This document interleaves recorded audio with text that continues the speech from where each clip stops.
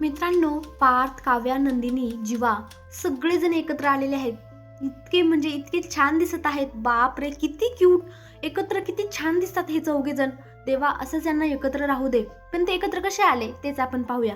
मित्रांनो, इथे आता काव्या डिस्टर्ब झाली होती, परंतु जेव्हा जीवाने तिला समजून सांगितलं तेव्हा आता ती काव्या इथं रम्या आणि वसुआ त्याची झोप उडवायला आलेली आहे.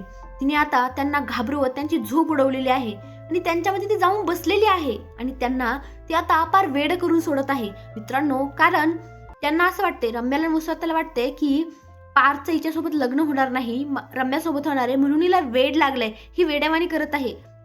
काव्याही बोलते, हो मला वेड लागलंय आणि आता मी वेड्यावानी करते, आणि म्हणून ती एवढं त्यांचा हाल करून सोडते. बापरे, त्यांना त्यांच्याबरोबर डान्स करते, त्यांची मुंडकी पिरगाळू घेते. बापरे बापरे, म्हणजे काव्यानी ना पार त्या रम्याची वसुआ त्याची एवढी बेकार हालत करून टाकलेली आहे ना की ते बिचारे दोघी घाबरलेले आहे अक्षरशः काव्याला.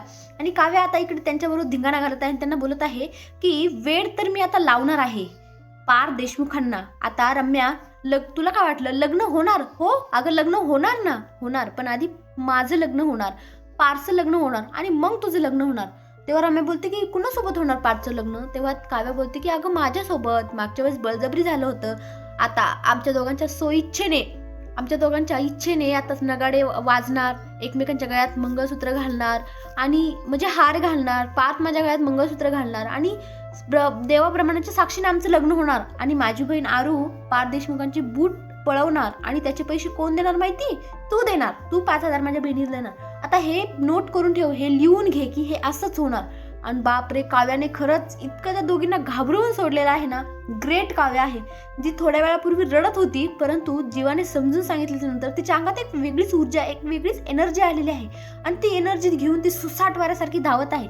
आता ती तिथून गेलेली आहे, मात्र ह्या दोघींना जन्माचं टेन्शन आलेलं आहे की खरंच आता भविष्यवाणी नेमकी गुरुजींची खरी होणार की हिची खरी होणार.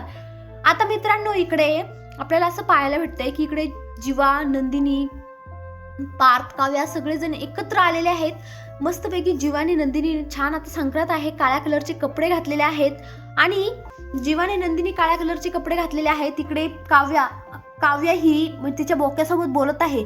बोक्याला सांगत आहे की बोक्या, काहीही झालं तरी, म्हणजे तिचा तो बोका, डुप्लिकेट बोका, काहीही झालं तरी मी पार्थ देशमुखांना गमावणार नाही. बघ आता संक्रांत आहे, मी त्यांच्यासाठी मस्त तिळाची वडी बनवते, त्यांना खूप आवडते ना माझ्या बोक्या, बघ मी तुला कशी बनवते ते.